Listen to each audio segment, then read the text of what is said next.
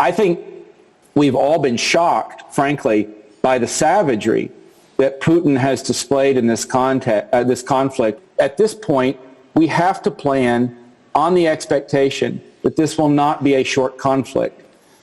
I think we have to assume that it will last several more months, possibly through the end of the year, and that even if a political resolution is reached, that the conditions will now exist for a simmering, maybe intermittent conflict in the years ahead.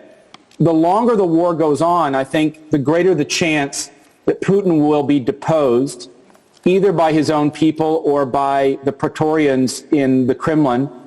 The Russian army has, of course, lost thousands of soldiers and a lot of equipment, probably the flower of its elite units, probably a good portion of its most advanced munitions. So it's certainly possible that those losses will force Putin to accept a negotiated settlement. If Putin were to accept a negotiated settlement without a very large amount of territory, it could cost him his regime. Even in the worst case, that Putin uses chemical weapons or, God forbid, nuclear weapons, it's very unlikely at this point that he would break the will of the Ukrainian people to resist. And I think the war is creating generational enmities that will be with us for a very long time. Senator, I believe if you can defeat a strategic adversary not using any U.S. troops, you're at the acme of professionalism, because letting the Ukrainians defeat that, it takes a strategic adversary off the table, and then we can focus where we should be focusing against our primary adversary, which is China at this time.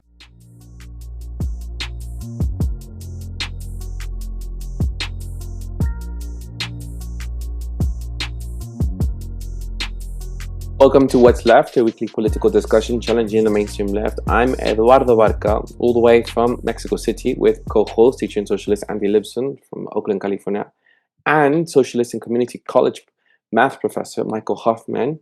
We're online at whatsleftpodcast.com. You can find that link to our site in the episode notes. You can also find my personal social media handle as @Don Eduardo Barca. Please subscribe, rate, review, turn on your notifications, and share your favorite episode wherever you found this episode. We have merch as well. If you fancy a shirt, contact us to our site at whatsleftpodcast.com. Thank you. All right. Why don't you kick it off, Andy? So today we're going to be discussing a document that Michael and I have been thinking about, and it was brought to our attention by Brian Berletic. Is that correct? Yeah. From the New Atlas. It's a document produced by the Marathon Initiative, which I'm going to talk more about. It's a marathon working paper. It's entitled Strategic Sequencing: How Great Powers Avoid Multi-Front War, written by Wes Mitchell. Wes Mitchell is he and Eldridge Colby started the Marathon Initiative, and both those names, Eldridge Colby name will become important later. And Wes Mitchell is who you folks saw in the beginning in terms of talking about the war in Ukraine in 2022. And remember, or I'll say, this was written in September 14th, 2020, after the National Defense Strategy of 2018. The National Defense Strategy of 2018 was a document where Eldridge Colby played a large role in preparing it. And this document itself was prepared for the Office of Net Assessment, which is basically an embedded think tank in the U.S. State Department of Defense. Let's see. So, man, there's so many things I want to say. So first, I'll say this. We've actually talked about the Office of Net Assessment before. It was with John Kleisick when we were talking about Noosphere, a RAND document. And Office of Net Assessment was started in 1973 and overseen by a dude named, Andrew. Okay. It was basically run by a dude named Andrew Marshall from 1973 to 2015. And that's like almost 50 years of one guy being at the head of the Office of Net Assessment. And the Net Assessment, it says here, an agency of the United States Department of Defense, created in 1973 by Richard Nixon to serve as the Pentagon's internal think tank that looks 20 to 30 years into the military's future, often with the assistance of outside contractors. That would include places like Marathon Initiative, Rand Corporation, CSIS, the Center for Strategic Initiative Studies, all these think tanks. To me, it seems like it funnels these places into itself, and then provides a framework for research. Now, I will say that Office of Net Assessment was recently abolished by Pete Hegseth this year. I didn't know that, but again, recently abolished in the same way that U.S. aid was recently abolished, broken up, all the different people sent somewhere else, but then it's going to be reconfigured in another name. And so I think the question that there's many questions that come to mind for me that I want to take up today, and I'll go more deeper into. Well, I'll just say some of the backstory here. The Pete Hegseth took down the Office of Net Assessment, broke it up, but the person who works directly underneath Pete Hegseth in a position called Undersecretary of Defense Policy, which that position is a high-level civilian office in the United States Department of Defense. The Undersecretary of Defense for Policy is the principal staff assistant and advisor to both the Secretary of Defense and the President. And the President. So who is that person who's working underneath Pete Hegseth? Eldridge Colby, the person who started with Wes Mitchell the Marathon Initiative. So in looking at this document today, I'm going to propose this based on, and I'll just say this. First off,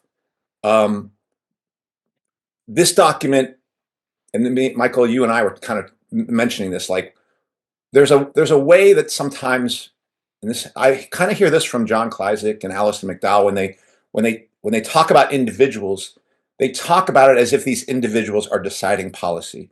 And you and me, Michael, I don't think we look at individuals deciding policy.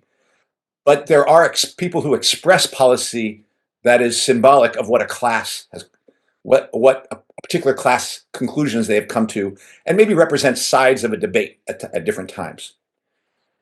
So based on what I see out of this Marathon Initiative, and based on what has now happened, and based on the fact that we can see that people like Wes Mitchell were big supporters of the policy of the U.S. for doing a proxy war towards Russia, and they saw that as, and you can even see it in this document where they talk about the possible immediate collapse of the Russian army. It's in this document. I want to say that this document and the path that the U.S. has put itself on and is continuing on represents the actual consensus of how the U.S. capitalist class is attempting to hold on to its empire. And because I wasn't sure, because before this document was written, and it was before you even joined us, Michael, I kept on talking about in 2023 or in 2024 finding Rand Corporation documents or other things that would, I'm going to share my screen, that basically said this, like, and this was stuff put out by Palantir, in the Fortune magazine. The U.S. will likely fight a three-front war against Russia, China, and Iran, said Palantir's Alex Karp. Or the Rand Corporation, Ukraine and the new two-war construct. This was something put out in 2023. So it's like, I was like, wait a second. Does this document about let's not fight a multi-front war actually represent what the U.S. capitalist class had in mind?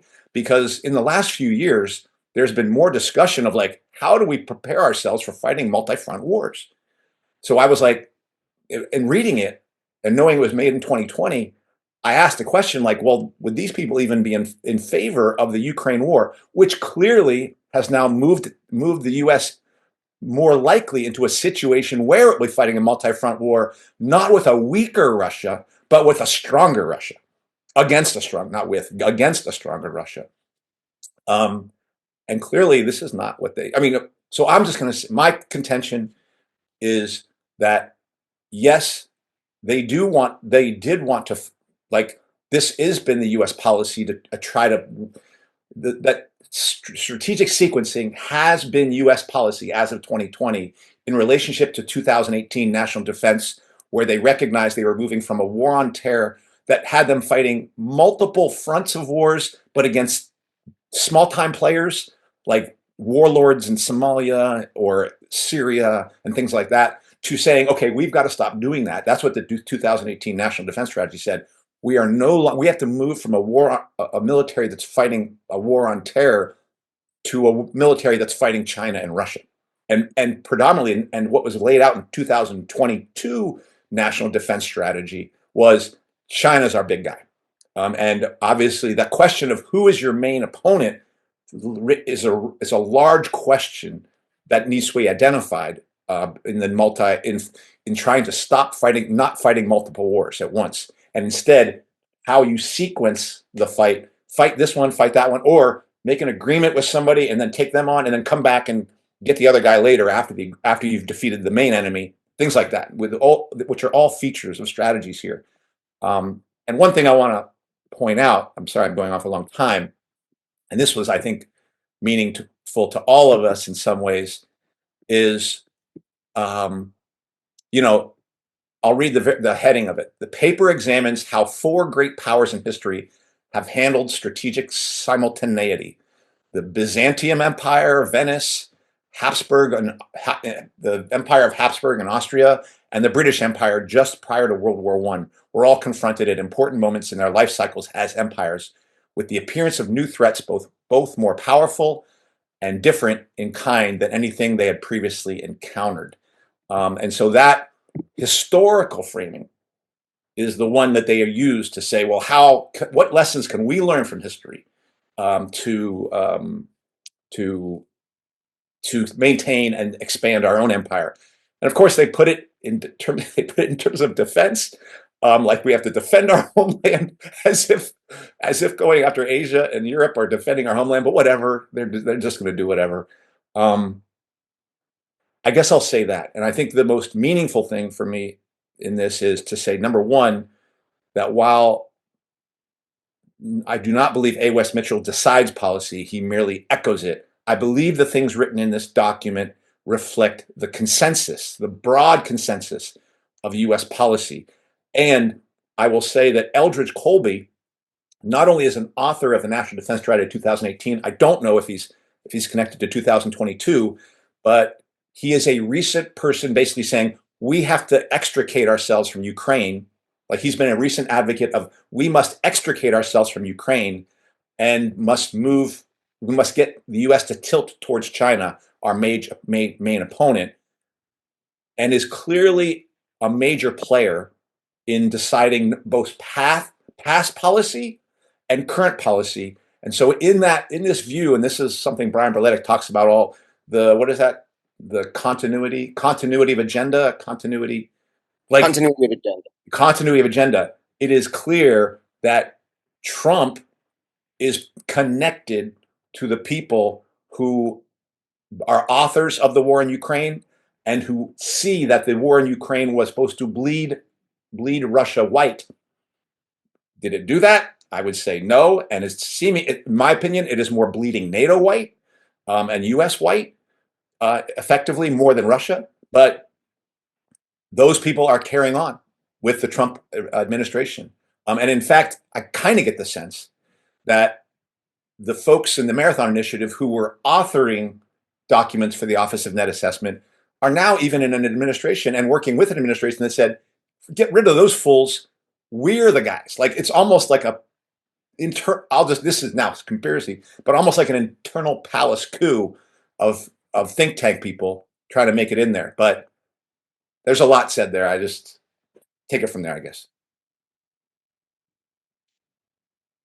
I would say that I agree. I agree that what this represents is a debate that's happening. Like, that actual piece itself is part of a debate about which way forward. people like Wes Mitchell are part of the intelligentsia of the ruling class. Like they, and it says that the Office of Net Assessment is actually a comparative framework. Like net assessment is a method for comparing the strengths and weaknesses of the U.S. versus everybody else, right? So this guy's job is to basically provide actual useful advice for the empire to stay on top. His job, he is paid specifically to help figure out, and there's many people, there's a whole, read the bibliography on this thing. I mean, there's a whole body of literature. That doesn't mean everything gets implemented, but it provides a lot of insight into the way that they think. And I also think it's obvious that if he's writing this in the context, he's writing this for a very specific audience. He's writing it for the people, for the ruling class, for basically the generals, and also the other apparatuses of the state.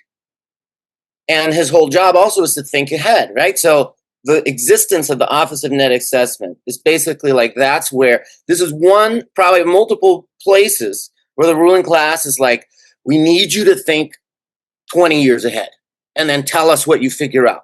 I mean, like, that's their job. And the other thing is that because that's their job, they have to have drunk the Kool-Aid that the U.S. is the most important moral, the U.S. is a great empire and should be defended, and more it's a fight for our values and freedom. They have to say that, because otherwise, because that's what the power needs to hear, right? No one. He's not going to get paid to say, you know what, I think it's time to actually make peace with the world and organize production so that, we don't have to fight wars over resources. And, he's not going to say that. Or say, we accept a multipolar world. Right. Which, Marco Rubio had said, oh, a multipolar world. Fuck you. You don't believe that. Yeah, I mean, they don't. I actually think Eduardo said something in the last episode that is a really great explanation of what this is. This is a document that clearly shows that the U.S. on purpose acts more friendly or less friendly to meet its strategic aims, and that it's, like what Eduardo said, was like, it's ultimately about an adversarial. It's about an adversarial project, right? It's just because, it's like the reset button. I mean, he even refers to like the Russian reset, and his argument was like the Russian reset showed too much weakness and empowered Russia. But I mean, so in the big picture, this is a particular group, and they're very close to the military side of things. You can tell also because while he does incorporate economics, he incorporates internal resistance. Mm-hmm. Right? So there's a whole section where he's talking about that, how in order to implement the correct policy, people have to basically wage a war internally to get people to change course. Mm-hmm. And that may be some, aspect of what does happen between elections. When, like we're getting a glimpse at what are the differences. And I think actually the debate this guy has with other pro-US empire folks is exactly the difference between Republicans and Democrats. I mean, it's really like, well, do we do we just smash Ukraine, or do we get Europe to, or do we just try and use Ukraine to smash Russia, or do we get Europe to do that for us? Mm-hmm. You asked us, both of you, to get through this. I was just saying at the onset that I think it's history lesson. It provides a historical comparative framework for understanding how great powers have avoided multi-front wars. The U.S. strategy, in an increasingly competitive international environment, this is a valuable lesson. All of this, the whole document makes sense. And I think, tied to our last episode, this is my analysis in seeing how this is related, is that there are multiple fronts, and the document clearly states, to win or to be competitive or to be able to survive or to have success as a great power, you can't have multiple wars. So you have to, if you look at every single one of these, I'm looking here at all these, the lessons that have been learned in the other cases, such as the Byzantine Empire, which was a strategic deflection, the Republic event in this case, which was defensive accommodation and such, that you would have to make these offensive diplomacy, such as in the Middle East. You would have to do what Trump did and go out there and make your concessions, or you have to make sure you have some ties to the Middle East, as much as he talked about the ban and to the 2016 about how we shouldn't work with Muslims and how we should. That was just rhetoric that he had to say at the time to be able to win over a certain population. But really, there's no such thing as eliminating certain key partnerships that you need in the war, in any war, and in the war of the empire trying to build. And I think that that's what's happening. This is U.S. empire's strategic plan, and the Middle East should be your friend. They're not. That's why so much money is being invested over there. And that's why I think people should see Ukraine. The Ukrainian war was never about sovereignty, and we just need to look at Israel, because if we were about sovereignty, then they would be the USA would be supportive of the Palestinian sovereignty. But it isn't. It's because you have a different agenda for different geographical plans around the world. So anyhow, that's how I see this. I see that that's how this fits in, given our last conversation and why Trump was even in the Middle East. And I think there is this maybe did not foresee this prolonged war with Ukraine and Russia, and is trying to find a way to tie it up.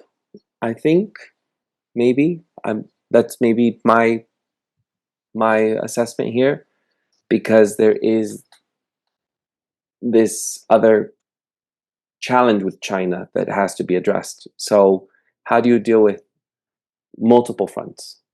And that's how I see this. Well, first I want to say something about the framing of the document, and then I have a question for you guys about to what extent do you agree with me when I say that this framework that is put forward by Wes Mitchell and by the Marathon Initiative represents, by and large, the current consensus, and did so at about 2021, 2020, 2021. So I want to get to that in a second. That's my question I'll have for you guys in a second.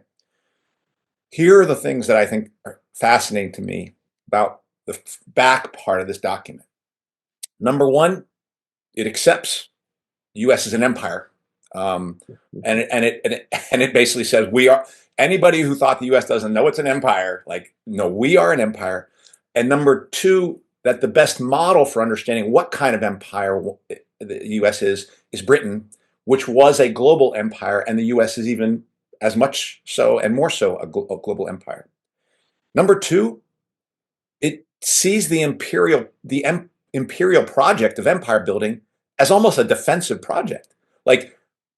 Basically, with all these empires, Byzantine, Venice, Habsburg, they all expanded into somebody else's territory and took territory. And they see anybody coming into these territories that they claimed largely by warfare as a defensive act, whether that be done by the population that actually got displaced, or whether it is by some other expanding empire. That it basically it says, once we've claimed your territory, this is the imperial claim, then it's ours. And anybody coming into that territory that we have gotten by war is attacking us. Or that's the other framework that it has here. The threat, yeah. Right. And then last, which I think is the most interesting part of this, they are the historical models they are studying are all empires which are gone. And the models they're studying are saying, implying like, how do you stop a multi-front fighting a multi-front war? Well, in all cases, they might have put off the multi-front war, but whether they were successful or not successful in Wes Mitchell's mind, all of them eventually had to fight a multi-front war. Because behind, and particularly this is the case of Britain, where they actually saw them, for all the claims of Lord Chamberlain being a person who, he gave up to the Germans, these guys are like, hey, wait, Chamberlain had a point. He was, and in fact, Chamberlain was willing to make alliances with Russia and France, who were more immediate enemies of Britain at that time than Germany, in order to fight off Germany. Like, he's actually makes a kind of complimentary claim of a real diplomatic switch that they were willing to make in order to stave off a more immediate demise, because Germany was a threat. And so, like, what's kind of interesting to me in this is not the acknowledgement that, dude, all these empires went away. They were all unsuccessful. And that's what, in reading this, actually, it makes me even more clear that the U.S. empire is doomed. But they live in a capitalist system that has two problems. One, and this, I'm not sure this is true, and Michael, you can help me on this. I'm not sure this is true in the time of Byzantium and Venice. It's definitely true in the time of Britain. But those empires don't necessarily have to expand. Like, when I think about the system that they're in, I don't feel like there's necessarily a pressure to have to expand. But that is true for Britain. Britain must expand. U.S. must expand. And so it's not good enough to just hold your borders. You have to maintain your borders and grow, whether it be access to markets and resources and things like that. And secondly, they don't acknowledge that capitalism is by nature a competitive thing, which is always going to mean somebody's coming up in your face, to come and take you down. And there's no way of stopping that. That's a feature of capitalism that's embedded within it.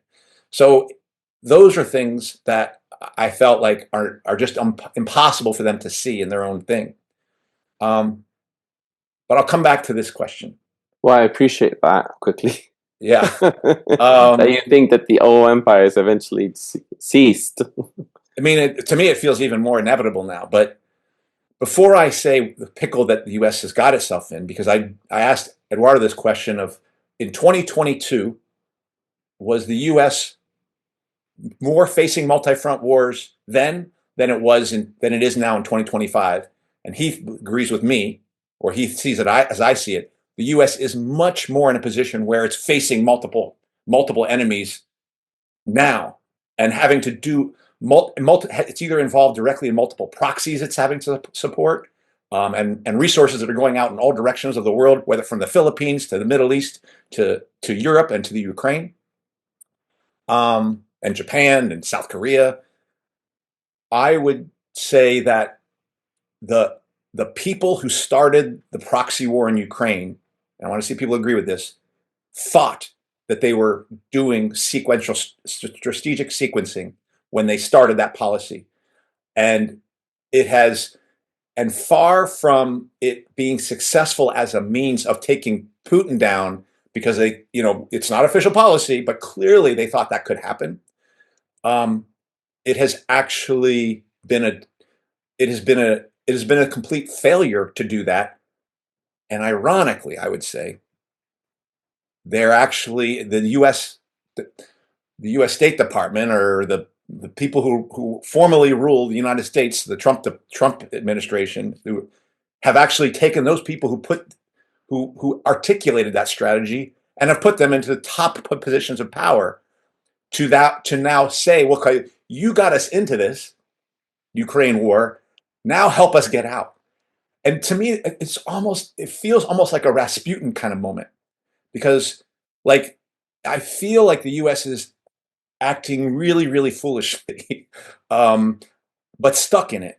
I don't know. I'm saying a lot of stuff there because it's asking the very people who thought that they were gonna trap Russia, but now it's the U.S. being trapped, I would say. And now those people are saying, well, we've got to get out of there and focus on China, which is now the policy that you see that written into the strategic sequencing, which is identify your main opponent and really do the things you need to do to concentrate on them. Well, they're trying to get these very same people who put them in, who botched it in 2022 to get them out of the pickle in 2025. So that to me looks like, what do you think? What are you thinking? Like, how do you think this is going to? In some ways, it helps me see why the U.S. They use this term in this thing, like running an empire or concentrating on this is not a billiard ball. It takes leadership, but the U.S. is operating more like a billiard ball approach than it does seem to me providing leadership in regards to making the tough decisions you've got to make in order to do strategic sequencing.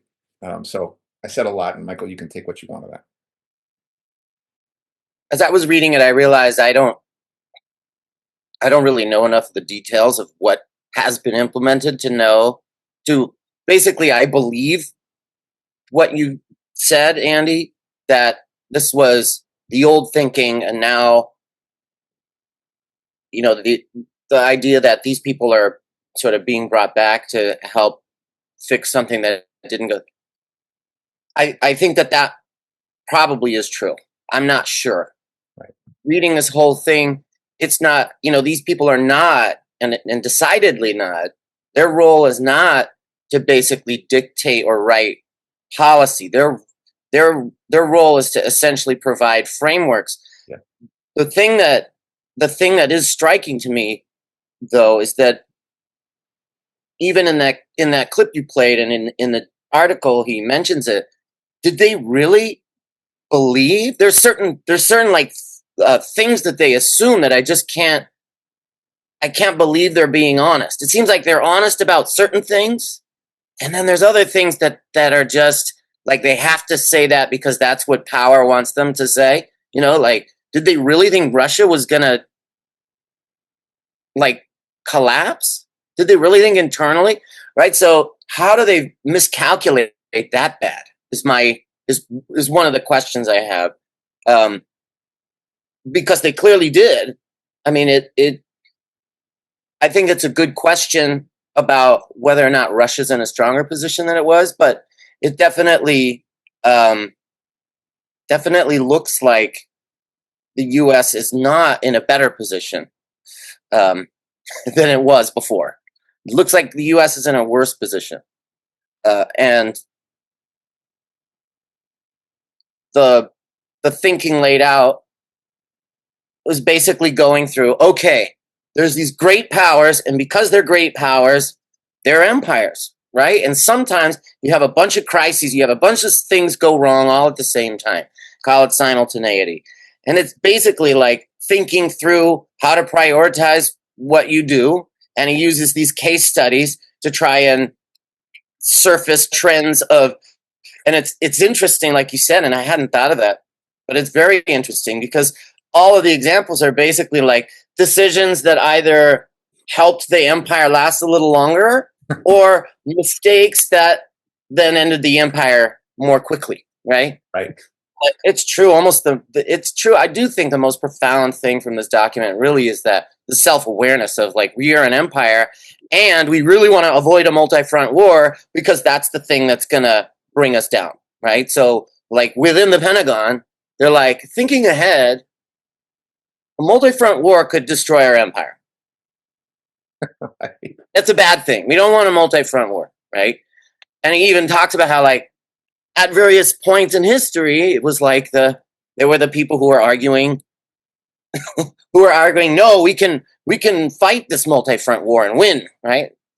He says generals tend to propose an aggressive solution on all fronts at the same time. He's basically like he's basically saying like you have to be more nimble as a state in terms of like when you make alliances and when you break alliances, and you have to. He was talking about like the Baltic. No, sorry. Okay, so in the first example, the Eastern Roman Empire, the Byzantine Empire, he talked about how basically having a relationship with the Baltics, with the people it was like about outsourcing security essentially to an ally. Actually, you know what? Let's just read the things he said. Yeah. This is where I ended up. I mean, each of these options essentially illustrates. This is the meat of the paper right here. Basically, through this historical analysis, this guy is essentially saying these are the different options for the U.S. empire right now. Yeah, the Byzantine option: deflect but quarantine the rival with the least stamina, and that's referring to the fact that the Huns. He was describing the Huns were the major threat, were the major new threat, the new novel threat. Yeah. The Persians were the main peer competitor, the long-term rival of the Byzantine Empire. Of the Byzantine Empire, right? And so they basically just bought off the Huns. I mean, they basically just appeased the Huns with money, so that, and also made peace with Persia, while also then doing very specific military fortification. They then fortified they fortified militarily in certain places. But so that means he's taking those lessons, and this is what he thinks it teaches us now, or what the option it provides us now. So you're buying time vis-a-vis the longer term threat. Under this option, the United States would, on the Byzantine maxim of watch and wait, effectively learn to live with Russian revisionism in theaters of lesser strategic importance. Now, what he means by revisionism here, I just want to say, is that is, in my understanding, that is a hostile power taking back more territory. Correct. Yeah, revisionism means revising the current existence of the U.S. empire or opposing its expansion. Right. Right. That's called revisionism. How dare you? We, by God, have the right to do this. Right. Yeah. How dare you revise the imperial border? Yeah. Well, go ahead. Yeah. You were saying. But I mean, and just to continue reading, right? So, learn to live with Russian revisionism in theaters of lesser strategic importance, in the knowledge that that country's weak economy and demographics will, with time, relegate it to a much less lethal form. So there again, this whole thing hinges on this idea that Russia could just weaken itself. In parallel, the United States would build the equivalent of Theodosian walls around vital interests and regions within Russia's reach, such as the Baltics, but keep the bulk of its military resources concentrated in Asia. It would seek to sap Russian strength wherever possible without becoming enmeshed in larger military confrontations that could present an opportunity for China. It would seek episodic détente, or episodic peace. Essentially, détente means like we're going to not fight. Right, and also it does appear as a temporary alliance. It seems like you're friends for a little while. Right. But not lose sight of the fact that China is the long-term threat facing the country. A strategy of this type would hinge on the utility of deflection with a Russia that, unlike the Huns, sees territory acquisition rather than merely raids as a major geopolitical aim. So he's basically saying like China is kind of like Persia and Russia is kind of like the Huns, except Russia actually wants territory, not just money. Right. I mean, and you know, there's so much in it. Okay, so also Theodosian walls. What do you think those are in reality? The Theodosian walls were basically like we're going to build big walls around our most important cities. We're going to, you know, basically fortify. Even though we weren't fighting directly for a while, we're still going to build our defenses. It's expanding NATO. It's strengthening Europe as a military bulwark. Again, in the case of Russia, those Theodosian walls would be getting Europe to go from 2% defense to 5% defense, and like it. Right. And we see elements of this. This is like, yeah, this is describing what's happening in a way. Yeah. Should we go through each of the options like that? I mean, I kind of think it'd be fun. Well, I'll say this on this one, like, because on this Byzantine option, it suggests that the U.S. doesn't want to get itself too militarily caught on the front of Europe, while really being able to really emphasize building its military on its primary opponent. And let me go back to another page. Like, one major conclusion, like, since you're doing conclusions, is simultaneity forces prioritization of the main threat. Like, that is the abiding thing. Like, don't lose focus. You can do all sorts of things, but don't lose focus on who the main threat is. And because if you do, you will find yourself losing. So all of these things. What page were we on again? 82? 82. There's the Venetian option. Okay, right. Yeah.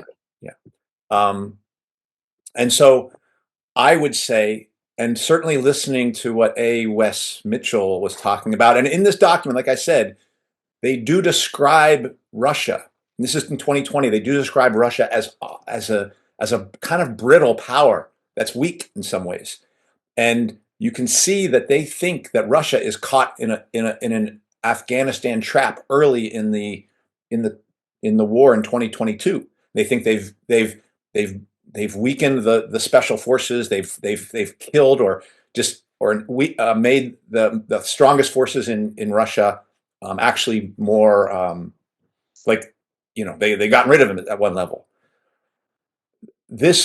That is what they thought they had done. They had thought with a minimal of effort, except for the fact that they had armed Ukraine to the teeth, so that represented the largest army in Europe by 2022 when the war starts, and they thought that they could get a proxy to keep Russia so bound down that it wouldn't be worth it for them to oppose the United States. They were talking about the Russian concessions that were gonna happen.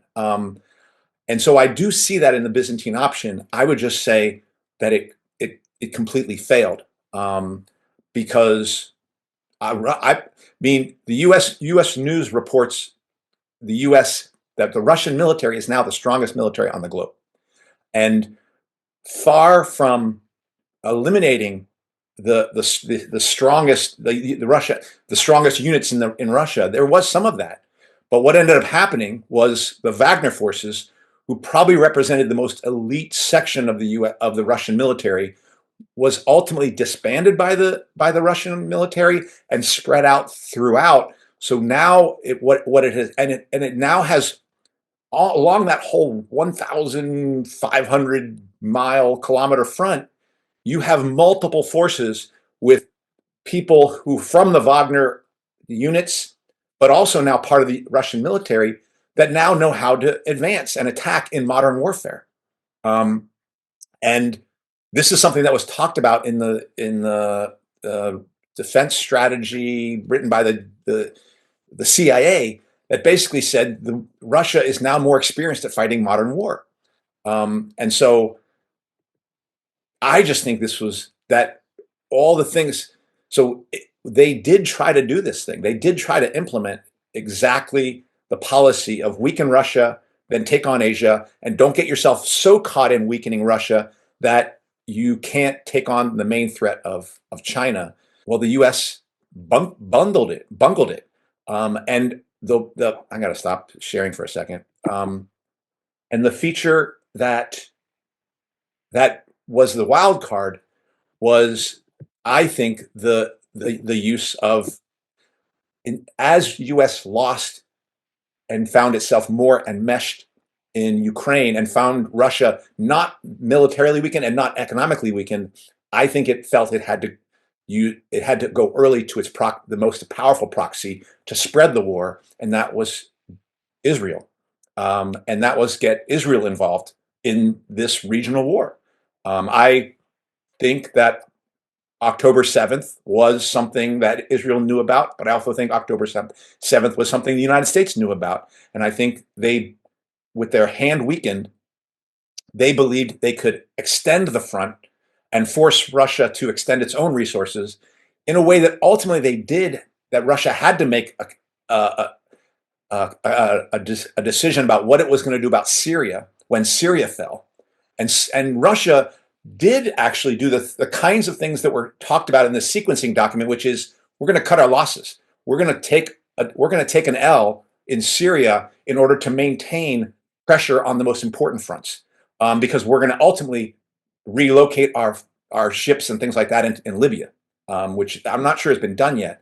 But the United States, far from extricating itself from multi-front war, found itself increasingly having to build a front, and found itself forced to defend Israel and supply Israel at the same time, and then politically isolate itself, because it's essentially in the process of trying to critique. They thought they were going to be able to politically isolate Russia as this aggressor power willing to commit atrocities. Well, even weeks after that, they weren't so successful at that. Like, when they went to the United Nations, they had found they had only built a coalition of 50 nations compared to 75 who were like, we're not so convinced about this. But then the U.S. has to go and support Israel, which was going and was committing a genocide, which was like going crazy and destroying Palestinians. And they had to support that and found themselves even more politically isolated. So every rule, like all the rules that they make of, like, make sure your diplomacy, and this is in the document, make sure your diplomacy aligns with your military aims, make sure you're doing these sorts of things, they're fumbling it on every level. Like, and in order to deal with this like avalanche of crises that this policy did put on them. And so yes, these people knew.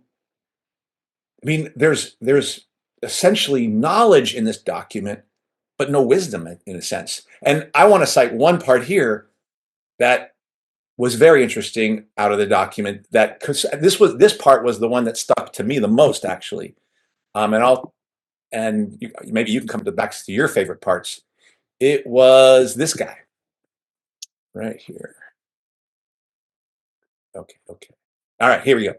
So this is under the section where they say, concentration is not a billiard ball. It requires leadership and organization matter. They say avoiding a multi-front war requires the state to develop a new strategy and tools suited to the main threat. This comes at the expense of other types of tools and existing strategies, which inevitably generates opposition in some corners of the bureaucracy or military. Political leadership. In this sense, the novelty of the new challenge often makes adaptation difficult insofar as it entails changes that upset the sociology of the existing organization and culture of the state. So it says you have to have strong leaders to make this change. So it's saying this in 2020. Who do they fucking elect? But perhaps one of the weakest presidents ever, this guy who was a dullard, who everyone knew was like, could not run anything. And that was Joe Biden. And so why would they do that when this thing is saying we need strong leadership? Here's why. Because if you go down, in my opinion, if you go down to this part about how you get there, how do you Given the strength of opposition in all these cases, is it reasonable to ask how the decision to refocus the state strategies ever came about? And they said, well, external exigencies. It's just everyone realizing there's this external threat, so you got to do it. And then they say strong leadership. That's how we can make this change. But if they go down to number 4, bureaucratic champions. Britain and Austria seem exceptional in having been jolted into strategic self-reflection by a lost war. All too often, organizational reform was absent. For that matter, so was good leadership. So was good leadership. Saying that Britain was able to make things without good leadership. Theodosius I was by all accounts a weak ruler, yet he avoided a multi-front war, while Justinian, possibly Byzantinian's greatest emperor, did not. So he's basically saying a weak leader avoided a multi-front war, whereas a strong leader did not.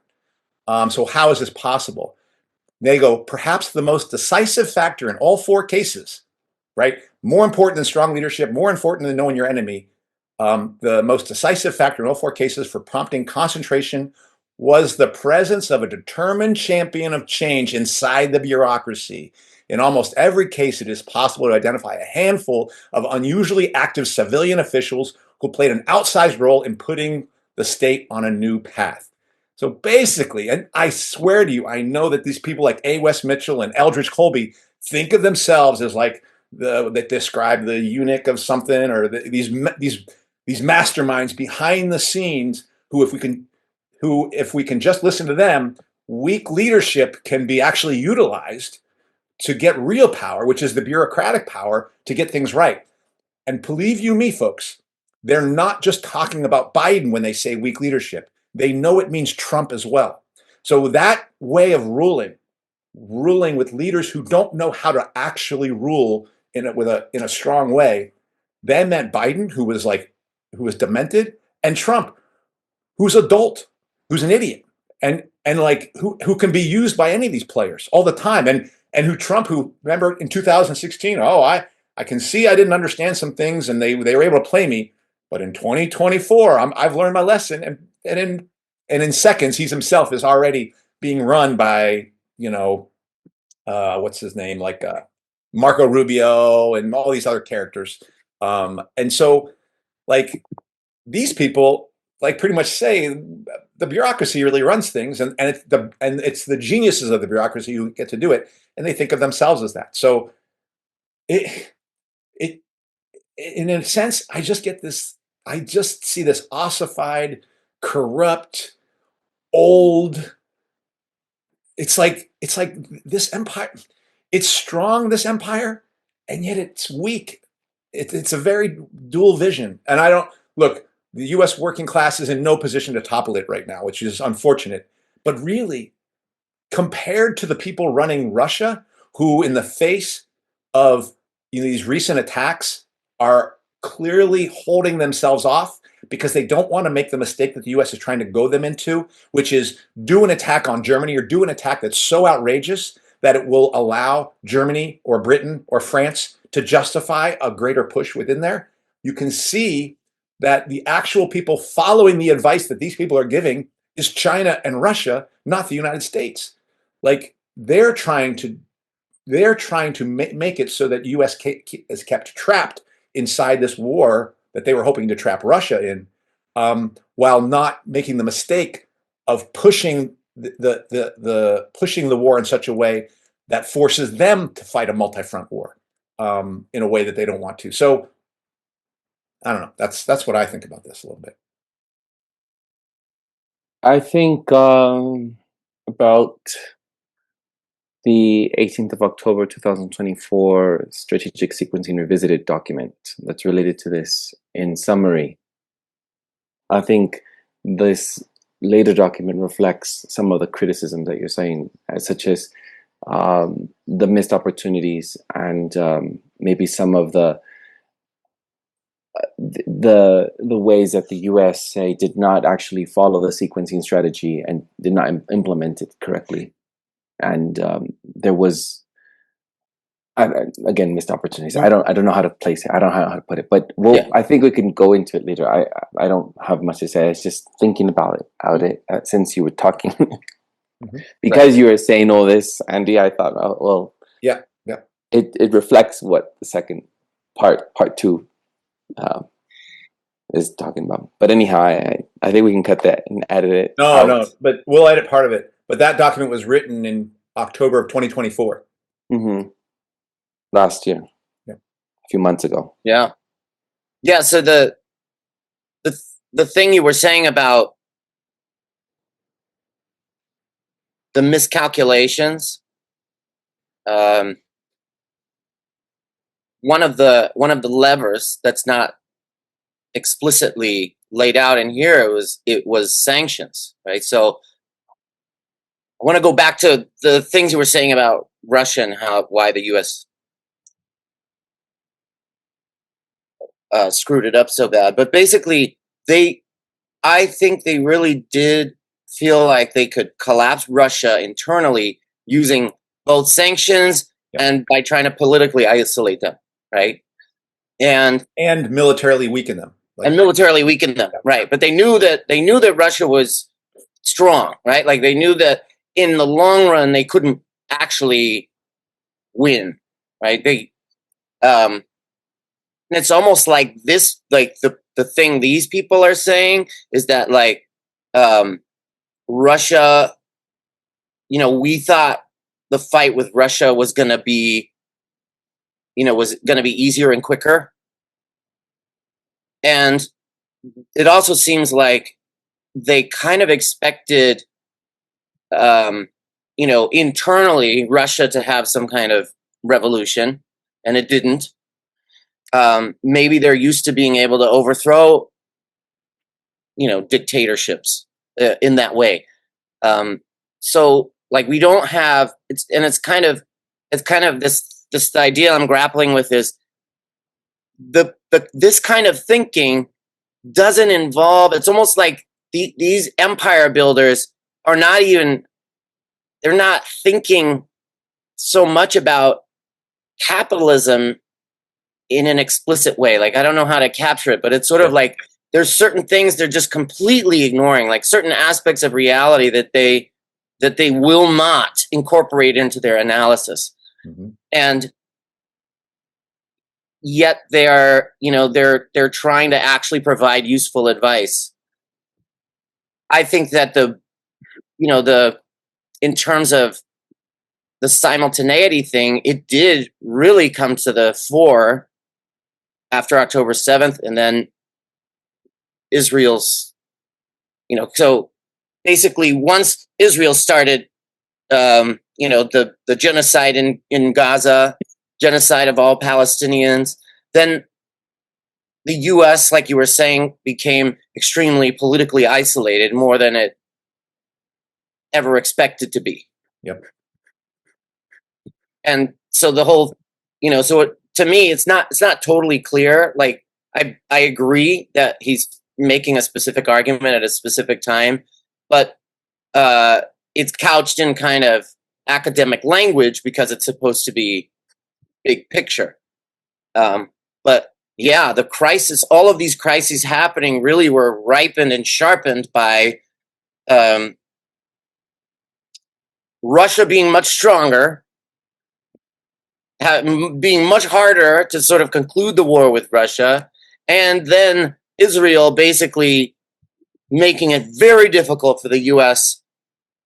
to have any attractive power. They call it attraction, to have any power to win more people onto its side politically. Let me ask this question about Israel. Yeah.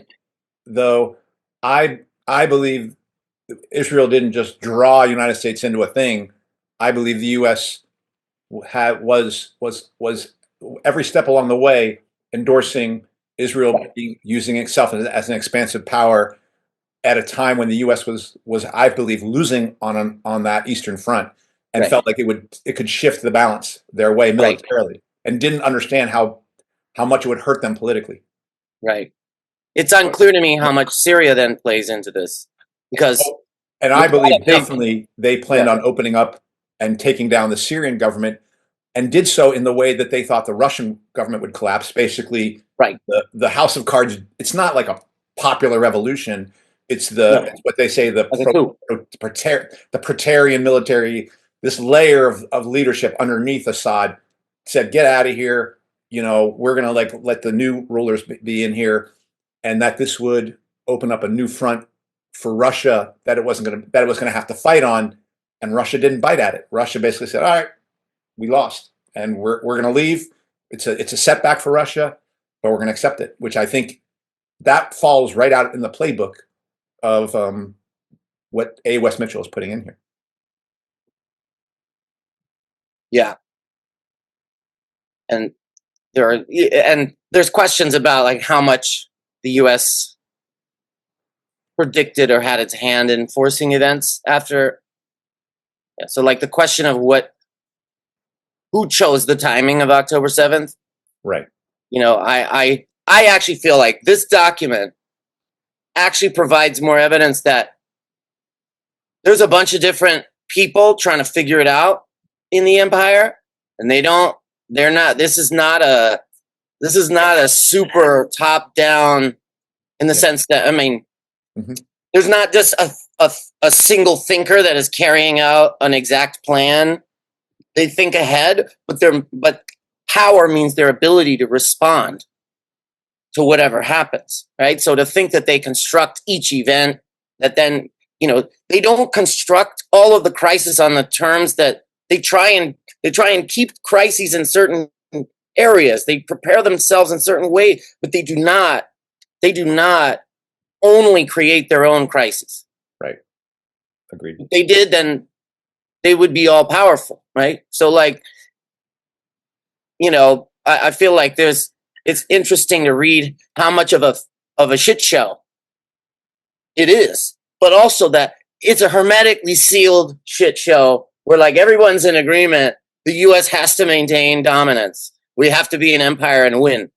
Like there's no disagreement in their shit show around the major objectives. It's just right. like, and the New World Order people who kind of see the world as collaboratively ruled by a set of Chinese, Russian, US star chamber of non-elected rulers, true puppet masters. I don't agree with that formation. I think it is an anarchic system. It is a competitive system ultimately. And they speak of it in their historical document that each of these Byzantine Empire, Venice Empire, Habsburg, Britain were all faced with competing powers that had their own interests that they had to utilize in a thoughtful way to say, who are we going to try to draw in as an ally? Who are we going to kind of create a neutrality with? Who are we going to like put pressure on? And understanding there's going to be a response in each case. And in fact, one of the predictions made in this document is that the revisionist powers themselves will create opportunities for us to F them over because they're going to mess up and create opportunities for us to turn. They want to make us fighting a multi-front war, but their own mistakes they're going to make, Russia and China, are going to create opportunities for the multi-front war to be turned into them fighting a multi-front war. And I think if on balance, if you look at the record of China and Russia and the United States in stopping themselves from having to fight a multi-front war, Russia and China have been doing a much better job managing that than the United States. Yeah, I have questions about that, but it is clear the main fronts. That was like, what are the different fronts? It's like Taiwan is a front, right? Everywhere around China to them is a front. Like, yeah. They've been encircling China for the last 50 years, whatever. But particularly Taiwan, because of its political but also economic importance. Like they make all those chips there. It's obviously Europe, like the interface between Russia and Europe. It's the other front. Iran is the other main front, like that. Just Iran developing power there. Well, can I say why I would say? Yeah. I'll say my two reasons why I would say. So the U.S., I do believe, pushed Israel into opening up a new military front, and I believe the U.S.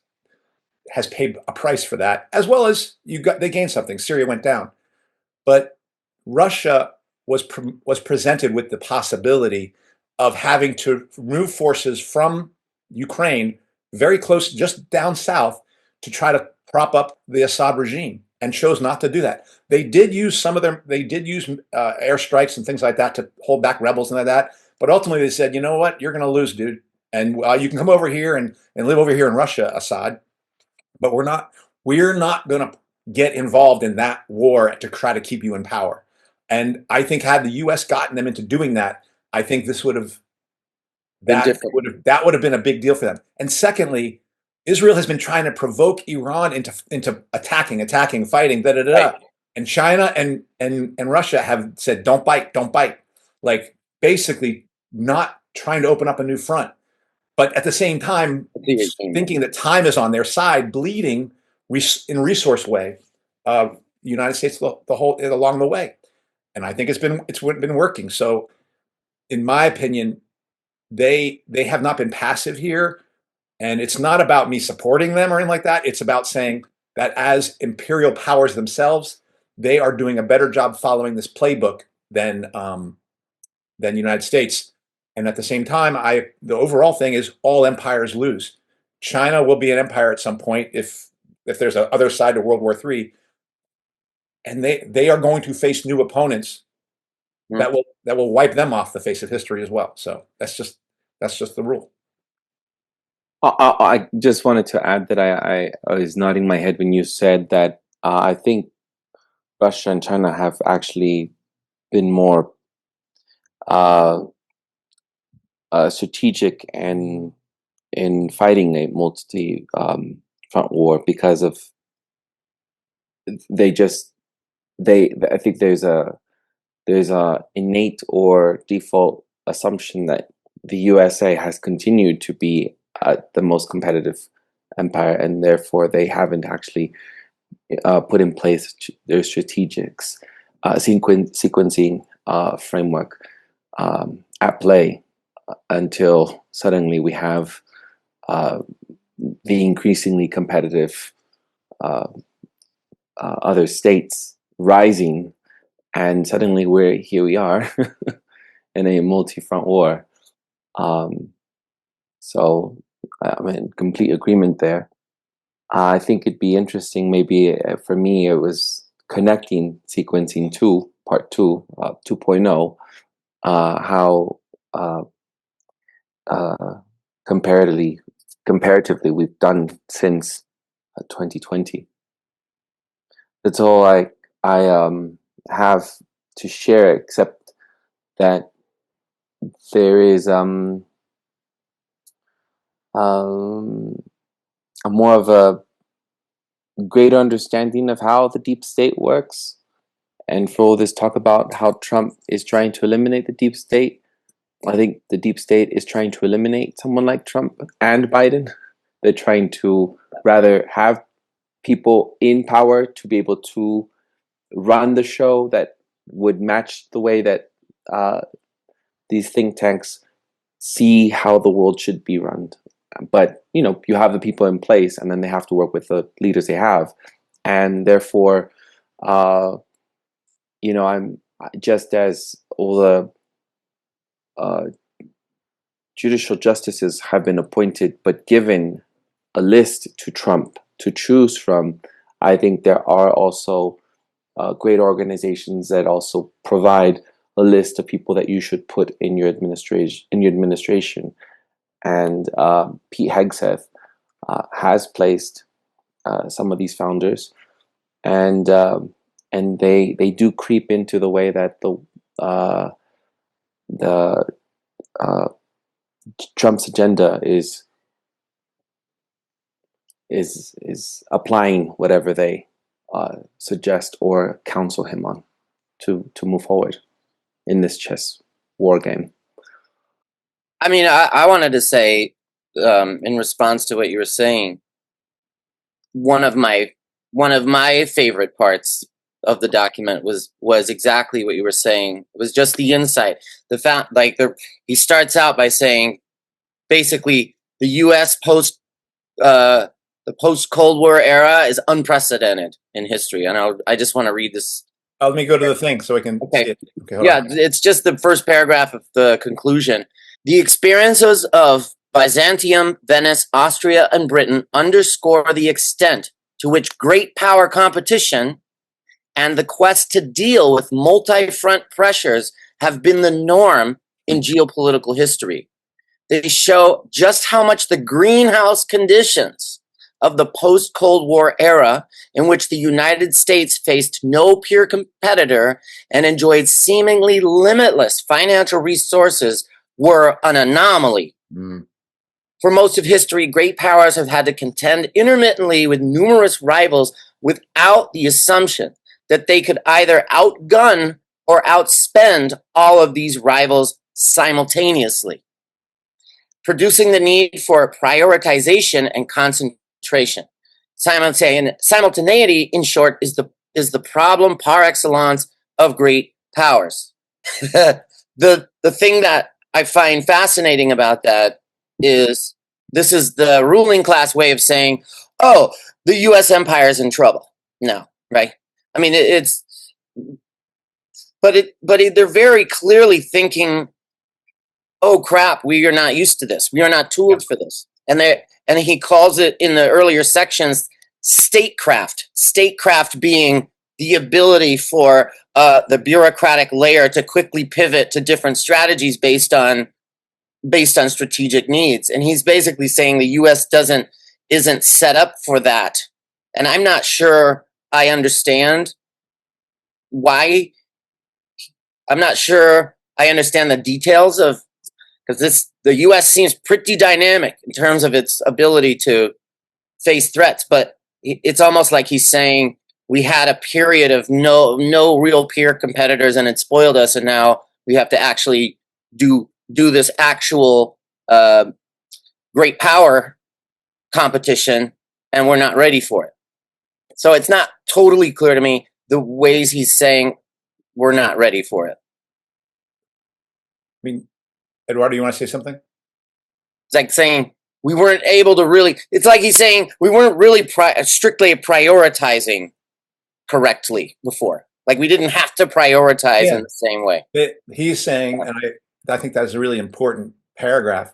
He's saying the U.S. ruling class has been trained how to rule without being good rulers, like without being good capitalists, like because we have lived in this greenhouse where we could just literally out resource. We could just tell people what to do, and they would have to do it because we were the supreme power, and so we've become out of practice with what it really means to rule. Um, and you can see, and I would put it two ways because I was trying to ask myself, when was the last time there was a great leader? Because Trump ain't that guy. Trump is Biden, basically rewritten for them. Trump is the weak leader that the bureaucracy can control, and they know that. I guess I'm in my head, I'm going back to FDR, and who was a person who actually had to contend with a disagreement within the capitalist class on whether to go with Germany or whether to go with Europe and Britain and France in terms of how to build their empire, because they certainly wanted to take Britain down, but and Britain was the existing power. Britain, as you see in this document, had already conceded to the U.S. You're going to get over that. You're going to be able to. We're going to let you control the Atlantic because we're going to give over the Panama Canal. And that and Britain is being complimented for doing such making that concession in the face of a larger German power. Right. So, but Prioritizing. but FDR had to deal not just with external enemies and try to figure out who was, but he had to deal with an internal enemy. I actually believe it was contending with a rising U.S. working class that in part made a better ruler, if you will, able to deal with actual crises. Because I think the U.S. has gotten away with not only no external enemies, but no internal opponents to actually train it on how to make concessions. Because one of the things you see, and again, all of these empires lost. None of them were successful. But one of the things that they lay out is, what are they willing to sacrifice in order to go forward somewhere else? Ask yourself in these last 4 or 5 years, where have we seen the United States even making concession? Like, I don't know a single concession they've made in order to go all like Russia gave up Syria. What did the United States give up in the context of this? Nothing. They've kept trying to like double down, and it's like, what is this? This is like, what are you doing, you people? And so they and we when we get to the 2024 document, I think we're going to see that even Wes Mitchell is not willing to give up Ukraine and can't but they put in this own document. It's like, well, once you leave one, you've got to be able to prioritize.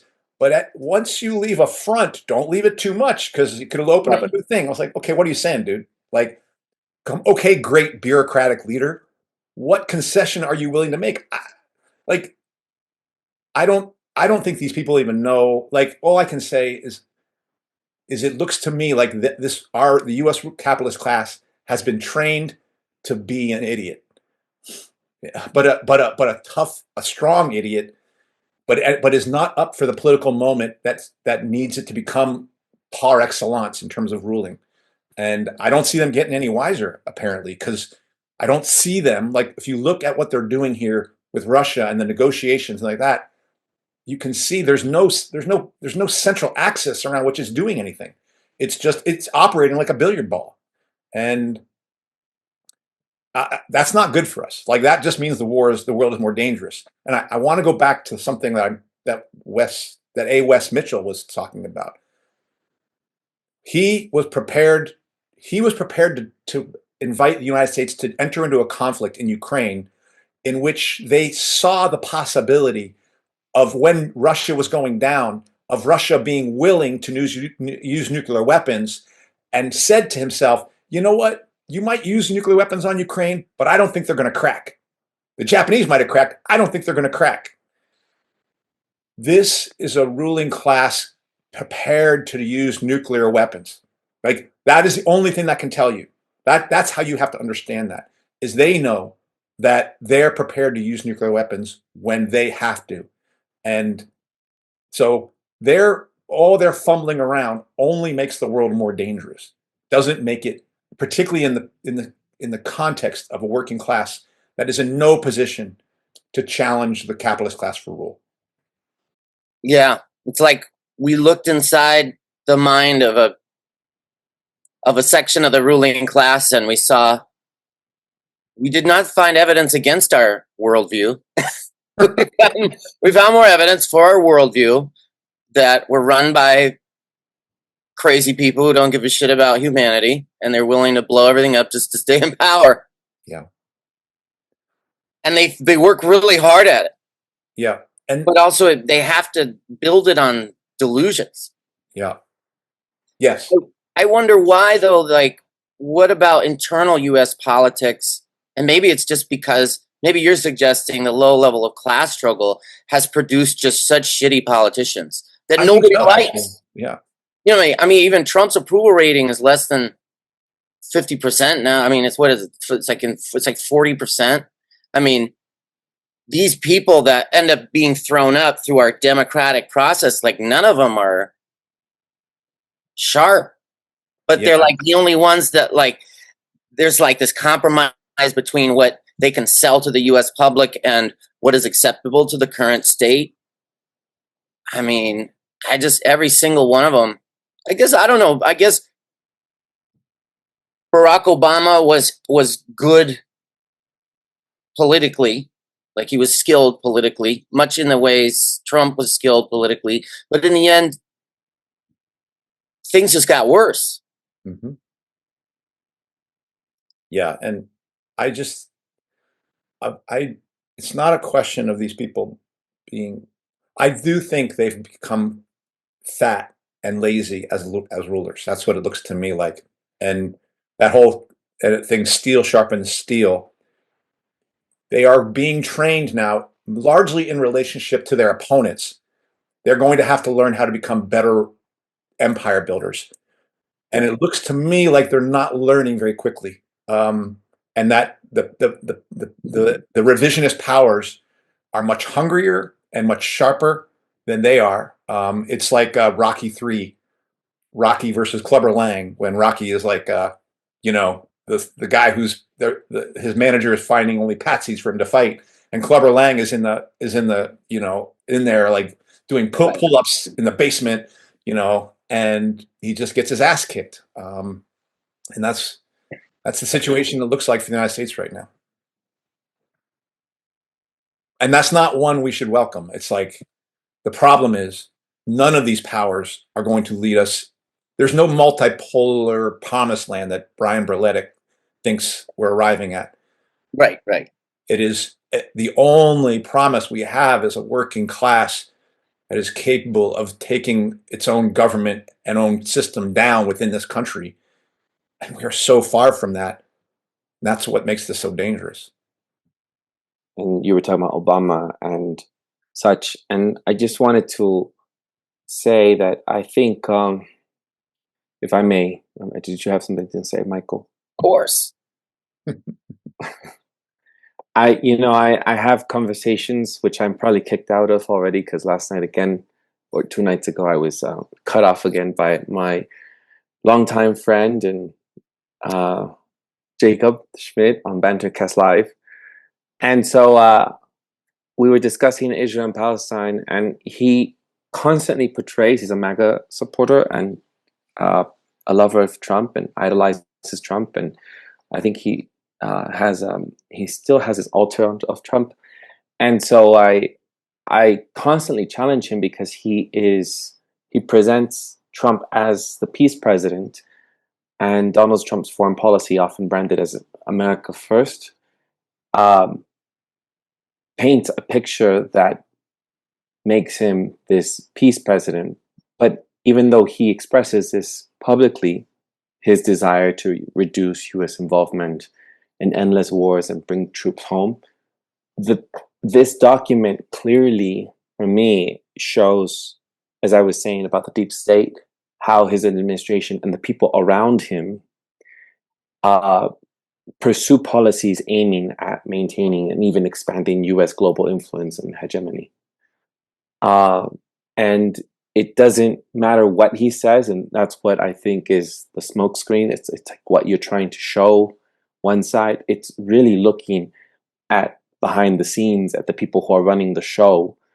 And I think that is what this whole thing has made me actually look at. And if we look at just I was trying to look here at sort of the diplomatic and military posture in recent times since 2020, the US has strengthened alliances. These are things that I'm looking at here, and partnerships in the Indo-Pacific, such as with Japan, Australia, and India. And that's why that relationship with India, or those three, the Quad, has enhanced in military presence and readiness in the region to deter China's aggression. So, I mean, I'm trying to make connections here, and I think that this aligns with the report's emphasis on avoiding multi-front wars by concentrating efforts sequentially, right? The other thing that I was thinking about was how that, well, I'll leave it there. I mean, that's what I mean, these are just kind of analysis that I'm making of what we're reading here and how it relates to what we're seeing on the ground, and the challenges that the US is facing, but implementing what his minions are counseling him on how to approach international competition. So, I mean, those are things that come to mind. One of the things that this did make me think about was the concept of the state and the concept of the deep state. And I think that in the development of like historical materialist analysis or Marxist analysis of the state, like the writings from the Marxist tradition, particularly Engels, there's just the state. There's not like a deep state, there's just the state. And this is what we are looking at, a very specific component of the state. Yeah. And when people say the deep state, all they're really saying is what we call like, yeah, there's a lot of unelected people who have to run the state. Like you don't you don't have an imperial power without a lot of people working on implementing things, right? I mean, that's what they call the bureaucracy, but that's a natural part of a state. And the overall purpose of this state is essentially to protect the interests of specific classes, of a specific class that's organized around nations. And you can tell they really are not going to break out of that framework. There's not going to be like, okay, actually, hey, China ruling class, let's pretend and really let's actually just cooperate to screw over the global working class. I mean, yeah, that happens, but they actually also want to militarily defeat each other. Yep. No, which is why it's so. I mean, and that's the whole thing. It's like they will destroy the world for their right to exploit the planet, to suck profit out of the planet, and they don't care who they murder, how much destruction it takes, because they're locked into this system that in order to survive in this competitive system, you have to grow. And if you're shrinking, you're going to lose. And that necessitates this idea of a state, which is why the structure of a state, and that's why we have national states that are competing with each other, because the profit system depends on this thing, on this apparatus of the state. There's some interesting questions that come up for me, but like, so the deep state people is like, that's just the state. That's just what capitalism requires in order to maintain its dominance. And we just got, insight from one of the many unelected bureaucrats who helps run the state. Yep. And I was thinking about that. Like, I think I sort of fell into that trap during a period of when I was first reading about stuff around the deep state, thinking that there are insights. If there's some insights, but there's more illusion than insight in the term deep state, because it suggests that there's a state that can be run in the interests of working people. Right. The deep state is subverting that, and you are reminding me that the Marxist principle of the state is that the whole thing is unaccountable to working class. The whole thing is accountable to the collective interests of the capitalist class, even if sections of the state discipline, or the state itself disciplines sections of that capitalist class. It is their tool, not ours.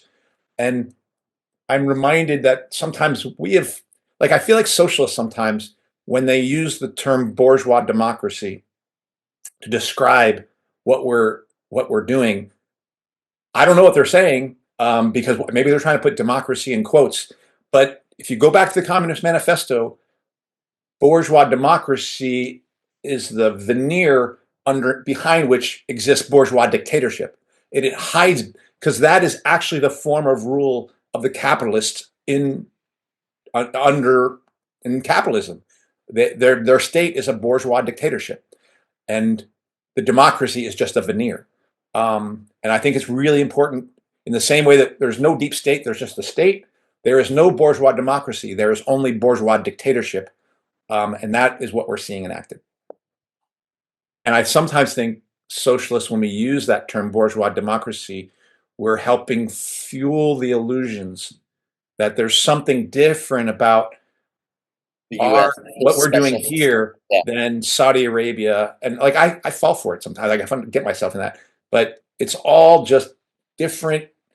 Like it's a 20-sided die, which have different facets of that same way of autocratically ruling over its own working class. Like, that's all we're seeing across the globe, is different ways of doing that. Right. And I do think, like, how much people have fought for things actually matters, right? Like, they have to make it look more democratic when there was a serious threat from below. And in places where it's, much more autocratic, they have not had a serious threat from below.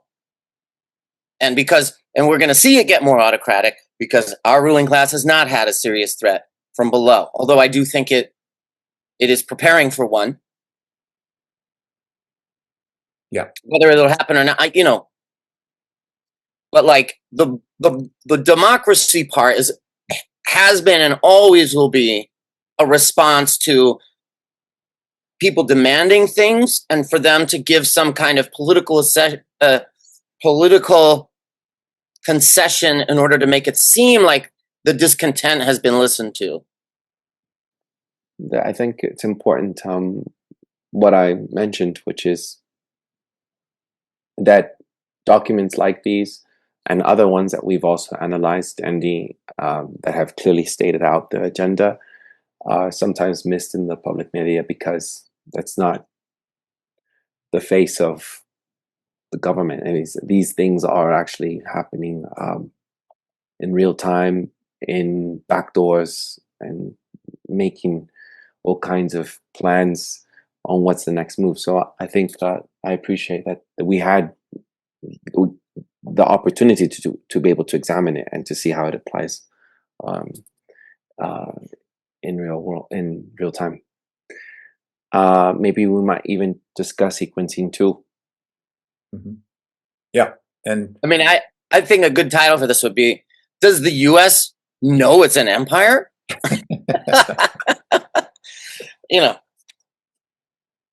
Yep. Poor Trump just doesn't know what he's doing, Like, well, there is something, you can cut this out. I was looking into, Pete Hegseth is friends with, I think, the founder of Palantir.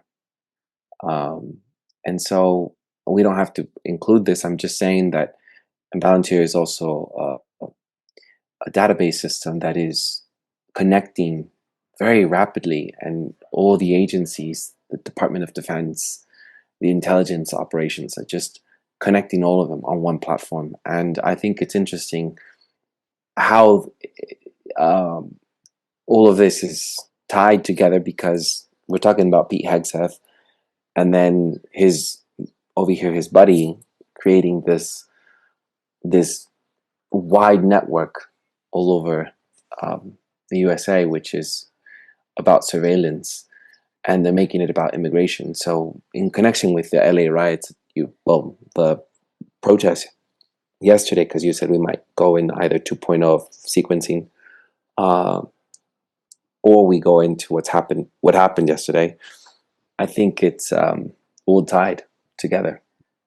The other thing, the last thing I'll say is, I think it's clear in the Marathon Initiative, in the word marathon, that this is a long, strategic, ongoing plan for defense and policy officials to continue their vision on great power competition and sustaining U.S. American dominance, because the word marathon is in itself long-term, continuous. it's a, there is no stopping here. Yep. Right. It's consistent with the idea that this whole Office of Net Assessment was created to look 20 years in advance. Right. And if anyone goes decides they want to look into this further, the marathoninitiative.org, you'll see how long this marathon has continued with founders and the work they do and who they are and what they are trying to achieve, and funded by private, as it says here, private individuals and foundations, as well as by grants from or contract work from the US government. I mean, this is not something we're just pulling out of our ass. This is definitely something that is a plan for the future.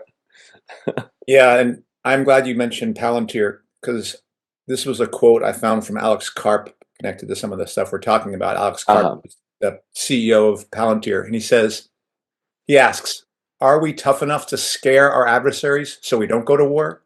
Do the Chinese, Russians, and Persians think we're strong? The president needs to tell them, if you cross these lines, this is what we're going to do, and you have to enforce it. And then he goes on to tell the Times, that he's pro-draft. And he goes, I think part of the reason we have a massive cleavage in our culture is at the end of the day, by and large, only people who are middle and working class do all the fighting. So he's in line with the idea that the U.S. has to prepare itself for war in the same way Europe is being prepared for war, increase its spending. In his case, he's saying, yeah, we got to put a lot of drones, a lot of things like that, but you will need people. So there's a lot of agreement, even though CARP puts more emphasis on, hey, we've got to fight these multi-front wars. But by and large, I think that's because the U.S. is now screwed, and their efforts to fight their opponents one by one have failed, and now they're going to have to do them all at the same time. Yeah, it's clear there's agreement that multi-front war is on the horizon, and it's a big problem. And you have our friend from the Marathon Initiative saying, here's ways we might avoid it. We should try to avoid it.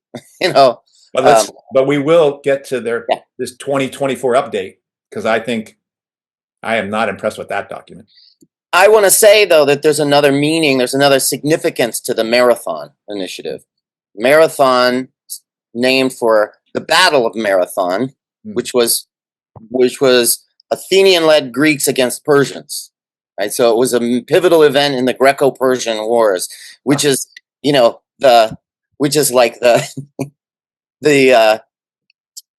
like a symbol of the West versus the East. And the Athenians defeated the Persians, and they were much smaller, it was a larger Persian army, and they defeated them on the plains of Marathon. Right, the Athenian victory is like a symbol of Western ingenuity and superiority against the East, right? And then the race got called Marathon because basically one of the Greeks ran the distance from the town of Marathon to Athens, which is why it's called a marathon. But yeah, this is the Battle of Marathon is like the West sticking it to those barbaric Persians. And wasn't the legend that the idea that he reported victory at the battlefield and then died from the race? Right. He ran the marathon and died at the end. Yes. Yeah, and there's even like long distance runners who'd be like, I don't run marathons, I'll run a 30 mile or I don't run marathons. The guy died at the end, It's not a lucky distance.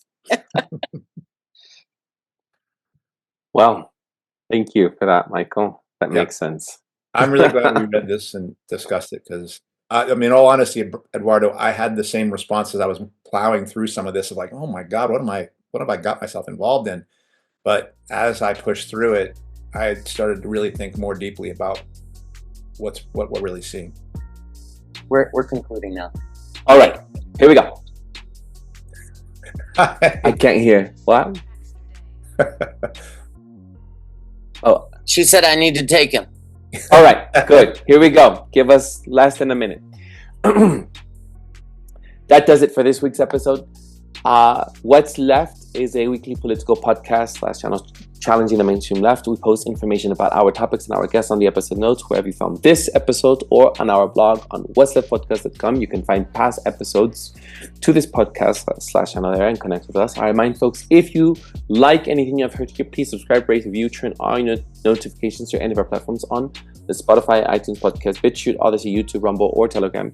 You can find our blog and any of those links in the episode notes wherever you found this episode. If you would like to give us feedback about something you've heard or suggest something for us to cover, contact us through our blog. I'm Eduardo Barca with co-hosts Michael Lipson and Michael Hoffman. Thank you all for listening, and check us out next time. Ciao!